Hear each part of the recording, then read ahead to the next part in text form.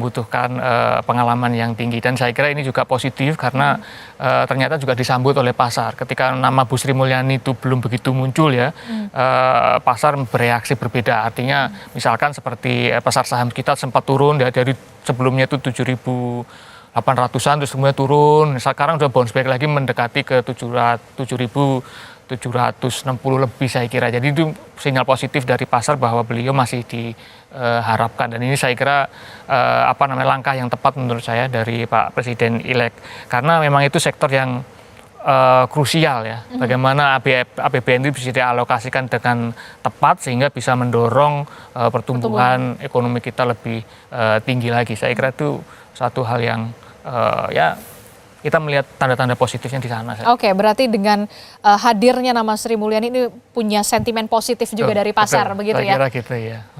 Oke, saya juga melihat begitu ya, bisa dikatakan tantangannya juga besar begitu ya, karena 2024 ini kita lihat banyak juga angka pengangguran, pemutusan hubungan kerja, belum lagi daya beli yang melemah. Betul. Ini yang kemudian menjadi PR besar juga dari Presiden terpilih Prabowo Subianto nantinya. Ya, saya kira itu PR besar juga. Saya kira sih saya sepakat bahwa itu PR besar karena di tahun 2024 itu beberapa indikator sempat melambat ya, walaupun ada banyak bagusnya juga saya kira terkait misalkan pengangguran sebelumnya kan sekitar 5,3 ya, sekarang jadi 4,8 saya kira seperti itu, jadi tetap ada penurunan, cuma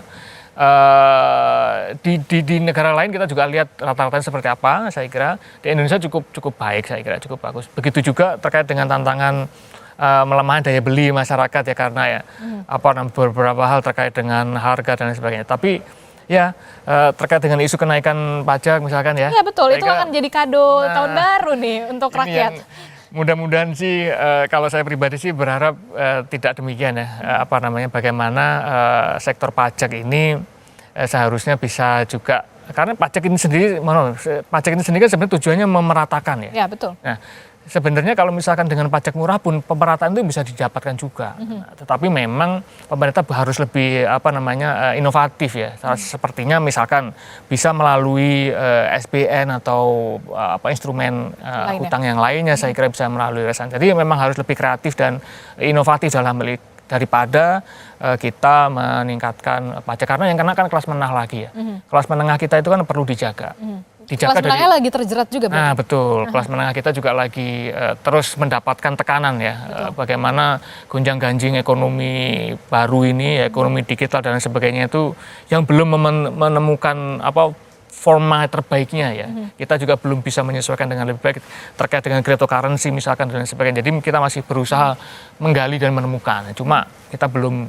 Tapi itu satu hal yang menurut saya jadi pikiran agar kelas menengah kita tetap kuat, karena ke depan akan menjaga demokrasi kita. Oke, kalau kita lihat kan pembekalan kemarin ya untuk calon menteri dan juga calon wakil menteri. Nah, sejauh mana kemudian akan signifikan untuk kinerja kabinet khususnya di sektor ekonomi? Karena sudah ada pembekalan bahkan ya. Jangan dijawab dulu, Pak Atar, tetaplah bersama kami di Sapa Indonesia Pagi Spesial Pelantikan Presiden dan juga Wakil Presiden 2024-2029.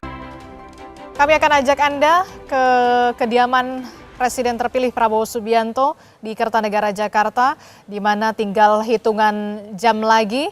Saudara, Presiden terpilih Prabowo Subianto akan bersiap untuk menuju ke gedung DPR MPR RI untuk mengikuti pelantikan Presiden terpilih dan juga Wakil Presiden terpilih Gibran Rakabuming Raka periode 2024 hingga 2029. Pak Ator, terakhir ya. Kalau kita lihat kan ada pembekalan calon menteri, calon wakil menteri, apakah nanti akan secara signifikan akan terlihat kinerjanya? Kalau kita lihat kan tolok ukurnya itu 100 hari pemerintahan.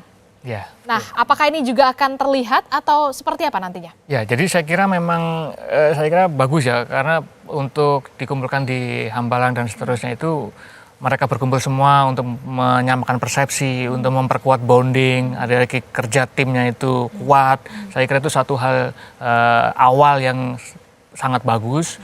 Tetapi memang kita lihat bahwa mereka juga harus betul-betul bekerja dari awal dan harus cepat. Karena kalau enggak ada kurangnya sana sini masih ada kurang, ya menurut saya akan ada semacam seleksi alam tadi ya. Akan tetap ada seleksi alam begitu kalau saya ya. Karena dalam 100 hari itu kan harus ada quick win yang memang harus dicapai. Betul. Jadi saya kira pesta akan segera berakhir dan kerja akan segera dimulai. Saya kira seperti itu. Jadi semangat inilah yang saya kira harus terus dikeber. Nah, mudah-mudahan endurance dari mereka semua sangat kuat. Dengan saya yakin dengan kemampuan dan kapasitas yang sekarang ini berkumpul, ya saya kira kementerian, wamen dan sebagainya, saya kira akan bisa mencapai quick win yang cepat ya, walaupun mungkin masih ada kurang dan lebihnya, karena kan koordinasi memang penting ya. Dan ini yang agak 100 hari bisa terlihat signifikan atau lebih dari itu? Mudah-mudahan ya, berdoa bersama. Karena geopolitik geostrateginya itu luar biasa. Banyak tantangan yang harus dihadapi 5 tahun ke depan oleh Presiden terpilih Prabowo Subianto dan juga Wakil Presiden terpilih Gibran Rakabuming Raka. Terima kasih pembahasan dari Direktur Sekolah Kajian Strategik dan Global Universitas Indonesia, Pak Ator Subroto telah bergabung bersama kami. Terima kasih.